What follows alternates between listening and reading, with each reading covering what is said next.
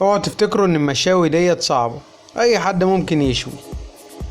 اهم حاجة يبقى ذهنك صافي ورايق، وتشغل حاجة هادية تسمعها مع كوباية نسكافيه. بصوا بقى طريقة الشيش طاووق. معانا كيلو طاووق، معلقة ملح، ليمون، معلقة فلفل اسود، معلقة ملح، مكعب مرقة، معانا كاري، معانا توم ومرقة دجاج وجوزة الطيب وزعتر وكوبايتين زبادي. ننزل بكوبايتين.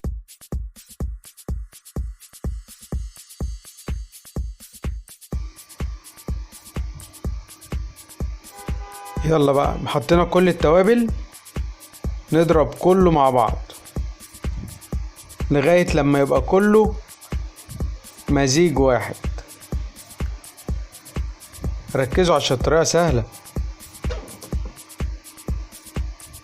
اهو. بصوا انتوا شايفين اهو بكل سهولة. يلا